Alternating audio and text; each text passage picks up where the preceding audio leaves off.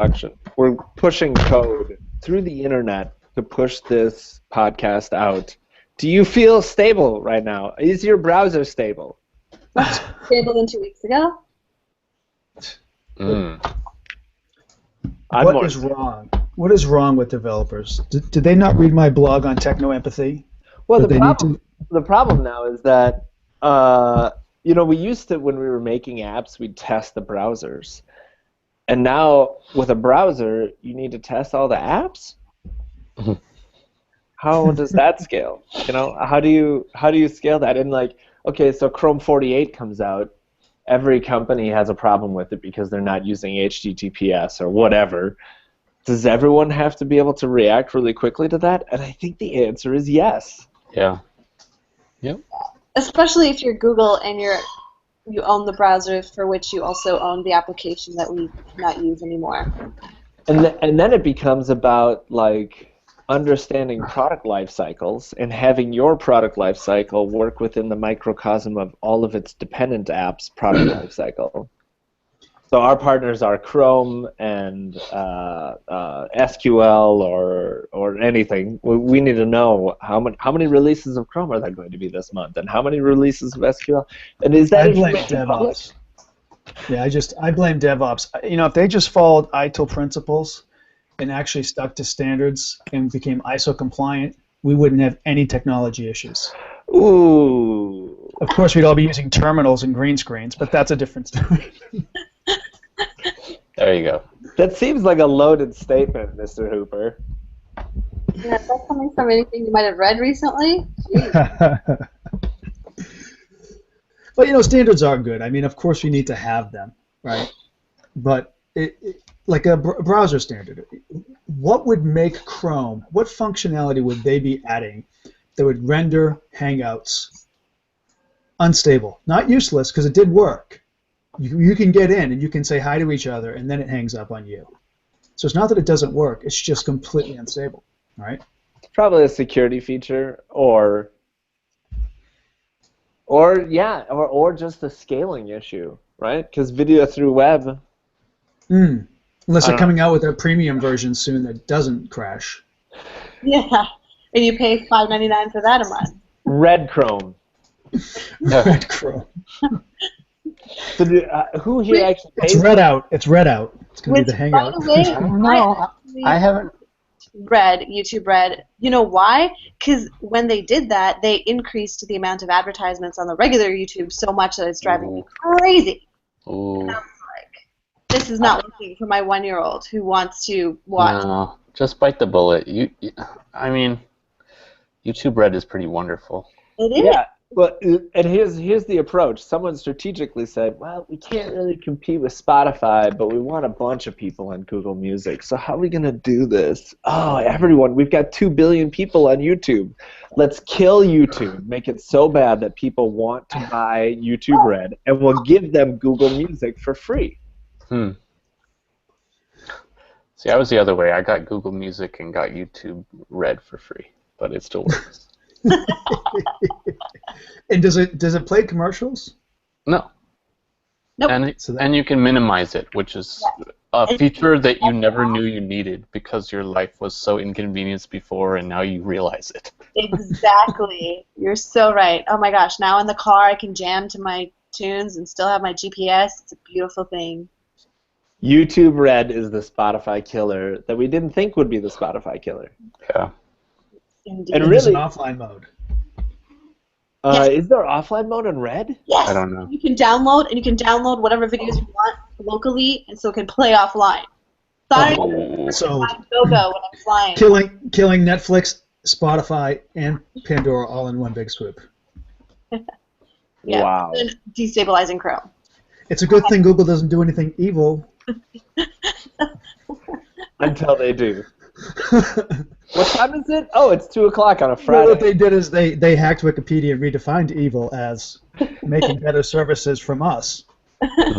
You don't have It's to not evil hack. to squash the competition. We just made better services for you. We're better than them. So it's not evil. Hacking Wikipedia.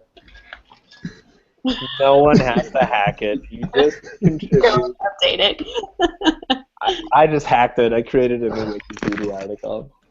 So really, we should talk about ITIL practitioner just at least for a minute, because I think the conversation is still relevant, even if not all of the players in the game are still relevant. Oh, that's pretty shiny. So I liked the webinar. It was really well done, very well done. No matter what time you joined, you got the exact same experience as everyone else. I don't know what platform they're using or who in marketing is planning that out, but they are doing a fantastic job. Yeah, it was interesting to see if they were going live or not, if the questions were fed or not. Even if they had pre-recorded this whole thing, they did a really good job of making you think that it was live. But I actually, because I do know some of the speakers, I know that it was. But they did a good job in the logistics of it. I'll give them that much. That's interesting, like a webinar Turing test. It was well done, and I liked the video play. The new CEO. Okay, so you watched the whole thing, Baron? Did you watch all 3 sessions? Abby, yeah. So his was great. Who's that? I enjoyed watching him. He's the new CEO of Axelis. You know, Peter Hempworth is gone. Okay, did not know that. He's moved on to some senior role in Capita, and I think he still serves on the board, maybe. Okay. But yeah, the new CEO did a good job. He articulated the value proposition, what the focus was. It was well stated, well said. I got really super excited at the very outset of the webinar, because I was thinking, yes, this is what we've been waiting for. I want to hear and see all these new things, and so. That was great. The main challenges that I wrote down here was they wanted to cover more practical guidance, because ITIL doesn't give you the real practical guidance. More guidance to adapt and adopt. We've heard that before, but this was like the real how do I adapt? How do I adopt? So that was exciting. Definitely want that. And then where is Lean and DevOps, and how does it fit in with ITIL? So I was excited about that. Right? Something I'm talking about all the time. So I thought that was really good tee up. I got super excited. And then how are they going to execute it? Like, how are they doing it? Yeah, 20 minutes into it, Abby's first video was good. The tee up was good. Kaimar's video was good. The pre-recorded videos, some of them are a little hokey, but it's ITIL and it's ITSM, so you gotta take that. It's all conceptual, so it's hard to put that anyways. But then it comes into the wait a second, in the real practical world, in the real tactical world, no, this is the same stuff that we heard before that just doesn't work. Such as, there was a session about customers, and they kept using customers in the old traditional way of like your internal business partners or other IT people that you'd have to interface with, because they were specifically talking about BRMs and service owners and then functional owners, and how customers have to interact with all 3 of these. And I'm like, no, this is not what the business wants. It's not how it operates in the real world. It's not the guidance we need to be delivering. So I'm confused. I do have the book. I'm going to be reading it. I'm going to be blogging about it. But yeah, first 20 minutes were great, and then I fell away a little bit quickly just because it was the new of the old. It was a little like ITIL practitioner is so valuable because we're going to tell you why the old stuff still works and you need to do it, and this and so I got to jump into the book and find out if that's really the case. But I don't know. I'm less enthused, to be honest with you. Are you saying that it's still IT separate from the business, but trying to do it better than it did before? I think there's a fundamental belief by Axelos and by many of the authors and many of the consultants who train on ITIL that ITIL delivers business value. And it doesn't, right? Right. It's a framework to help you get there. Yes. Yes, it's things that IT could be doing better, and if they did them better, ultimately that could translate into business value. But there's a whole bunch of things that IT needs to do that derives direct business value that we still are not seeing coming out of ITIL, and we're not seeing coming of it. And one of it is changing the language, changing the recognition that we are no longer a department, right? Where we are educators. We no longer control technology, that businesses can go and get their own technology, that we're enablers. Yeah. And we're not a service provider. We're business partners with knowledge and insight and wisdom and years of experience that we can come in and be your value-added partner. And I just wasn't feeling that. Yeah. It is fundamental. Yeah, it absolutely is. And I think, what's interesting is what I love or I miss about the university life, Mark, is I feel like the deans, the schools, all of them, they don't give IT a chance to ever think for 1 second that IT helps or is delivering value. They recognize that they enable the business to deliver value, and I think that message is a lot more obvious, but it is so hard in a lot of the other corporations to get away from that mentality. You still have the corporate CIOs walking around because they have the biggest, baddest, raddest budget, that therefore they're the most important group, and it doesn't matter for certain sets. If my data center goes down, you're hooped. And therefore my data center must be delivering business value. You're like, oh dear.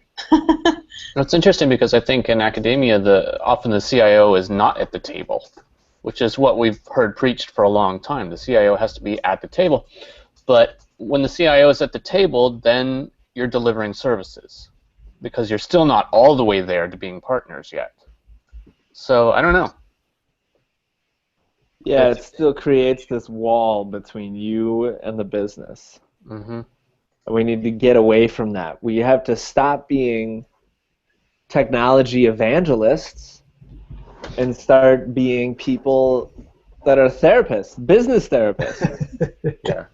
But when you're business cards. When the entire framework is built on the idea of a service, then you got nowhere to go, right? I mean, all of ITIL is the most fundamental concept of ITIL is a service. Yes. So imagine if they imploded that concept and said the entire concept of ITIL should be based around an experience. Does that change the conversation? Yes, it does, and you just hit it for on the head. It is if it was based on that, and I think that's kind of the flaw, is that a lot of pundits in the industry think that it is. They say, oh, it's about outcome, it's about customer, and it's like, and even people I really respect, like Barclay Ray, who is like, you have to talk to the service desk and ask them some things, and I'm like, which service desk? IT service desk or customer service desk? Yeah. And his reply was a little bit snarky. It was like, oh, well, call it whatever you want. It doesn't matter. I'm like, no, really. Those are two different organizations in my company. Yeah. Almost every company. Yeah. Yeah. So practical to me means I can do it.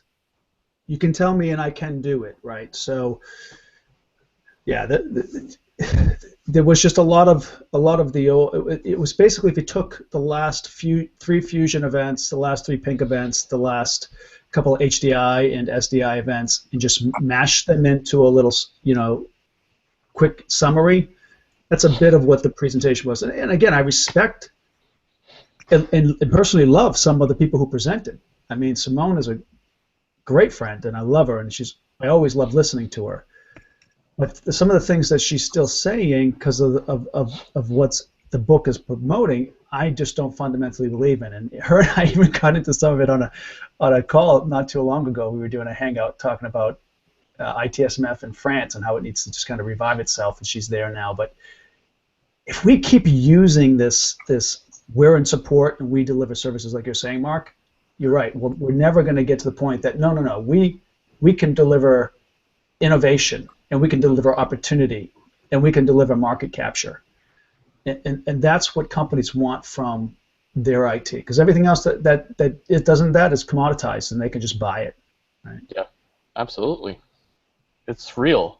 I mean, it's not just someday anymore. It's like now. Yes. You heard it here first. If your IT shop isn't innovating, you can source the entire thing. You kind of can. Yeah, and people are. And for people who just want to do that, if your lifelong mission is to be a service manager, that's probably great. Yeah. Find an MSP to work for. Yes. Well, and why isn't the new version of ITIL saying that? You know, if you're a smart CIO, outsource as much as possible and focus on partnering for strategic innovation with the rest. Period. Don't learn how to be a better service provider because it's a losing battle. If it said that, that would be radical but true. I guess that's what changes actually then. ITIL becomes about service, providing service. Like that is the niche. It's no longer about IT. Right? IT has gotten bigger than just providing infrastructure and services. Yeah. So if you want to get mode 1 down, you pay attention to ITIL. If you want to get mode 2 down, you listen to the business. Yeah. Or you be the business. You be the business. Yeah, I think you have to be the business for sure. Join them. Lead them. Yeah. Say, look at this table we've got over here. This is all the information that we love, and over here, this is more information that we love. And when we tie them together, we can make decisions based off of that information. It's funny. I always sell ITSM platforms as business intelligence tools. I mean, no matter which vendor I was promoting or putting my name behind, I always sold it as a business intelligence tool. It is about decision making. Yeah. Yeah. The only challenge I'm having lately, though, is when you really partner with the business, at least what I'm finding is I'm kind of back to square one because the business are real cowboys. I mean, Oh, heck yes. You are so right. it's crazy. It's like, okay, here's these people that previously knew nothing about IT, and I feel like we need to go back to the beginning here. You're so right. But that's our value add. You learn from that, right? So you're so dead on, but like, so going back to this whole practitioner guidance and what would be a value, right? This last few weeks I've been, lately spending a lot of time in some client discussions, and it's so fascinating because we are implementing a business facing. We're talking to the client service desk that's facing like the external clients, not an IT service desk, and it's so wild. On one hand, you wonder how they can keep things going as well as they do, right? Because they are such cowboys. But they're defining what they're agile in the sense that, they can respond to things, they understand what's going on, they know who. It may be the most backwards thing that's got no documentation, that's super complex and jumps 50 hoops, but heck, they have like an 82% first call resolution rate. Yeah. It's phenomenal. And I'm like, so as much as everything in my human, like everything that has my being and my career talking about like knowledge and structure and some things to make sure we capture all of that, it's like that theory is out the door, right? And so when I'm coming to them and saying, I have this beautiful way of organizing your information and we can bring in some processes to improve efficiency, dude, that story does not sell to these guys. Yeah. And that's tough. Yeah, it's sort of like you need to get in front of the cowboys. You have to lead. Yeah, you need to be the blazer to say where the trail is. Right. And like you see it at shops where app dev is going and managing their own AWS instances or whatever. You are behind the ball already. Absolutely. So going back to that practitioner guidance, right? How do I make the traditional central IT change management function that has 100 fields on a form, right, and has all this like lag in the process with lead times and approval hoops? How do I take that function and say, hey, the business who's got app dev and they're doing app changes and pushing them every day, how do I get them to marry together? And if those types of questions came out of ITIL practitioner guidance, that brings value to the framework again, right? Or like how to facilitate that discussion. Right, exactly. Yeah. So Matt, I'd be interested when you get to read that lovely book that you're now very motivated to. I mean, that is what I'm so fascinated to understand, is are we starting to get, even if they had a tidbit of that type of a conversation, I feel like there's hope, right? But But those are the fundamental issues that I think are relevant and challenging to practitioners today. Yeah.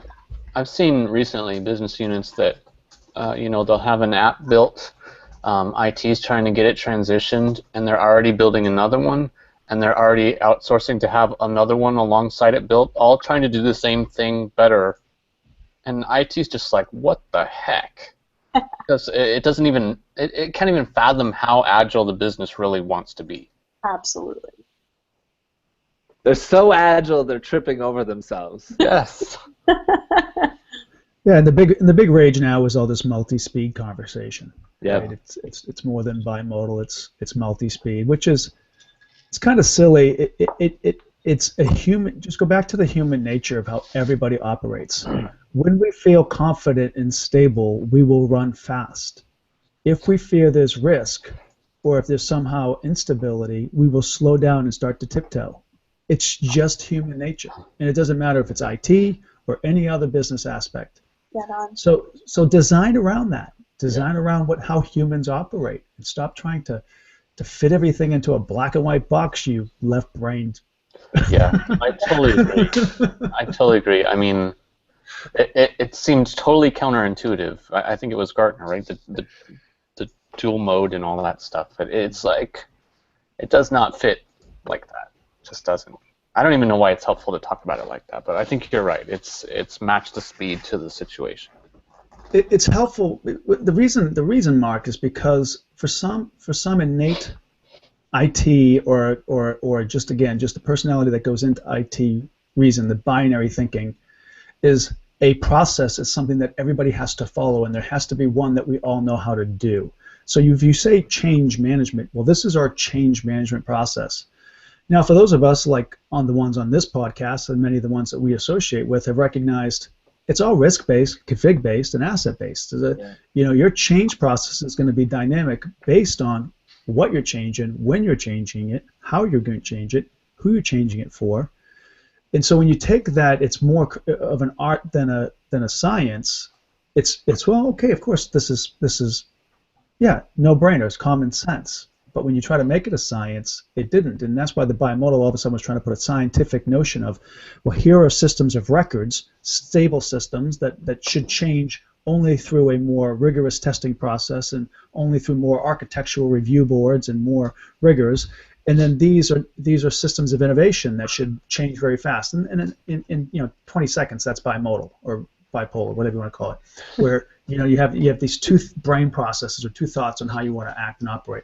Yeah. But the reality is it's not, that's not enough. It is a lot more than that. And it is about automating intelligence and automating release and automating rollback that's going to allow you to actually mitigate risk and allow you to move faster and allow you to actually capitalize. Precisely. The technology has changed such that you can design it so that even given your best governance, your system still won't fail. Let's say that you don't put in a change on a business critical system. That system could be built in such a way that who cares if you put in a change that was wrong? Doesn't matter. I pushed code to Walmart.com on Black Friday, and it doesn't matter. It was bad code. It failed. Doesn't matter, because you know what happened? It just failed over to the old version. Mm-hmm. And so, yeah, I get a slap on the wrist from governance. Bad on me. Bad code. My team really looks at me like a tool. But really, it was just good design all along. Yeah, but that is what we need. We don't need Hangouts to be unstable on Chrome. I don't know, you guys. I haven't had any issues on Chrome. Like, you just nailed it on the head. I would rather have someone have bad code and my system failed over and I didn't have any impact knowing that somebody just did something than to have all this rigor and it still goes through and it still produces a crappy experience. Yeah. If you want to fix what you reward, right, and what you put in from a culture perspective. It's a wildly documented failure. Yeah, it's all over Google. Document your failures. That's how you hack business technology. We'll see you next week, everyone. Thank you, everybody. Bye. Bye.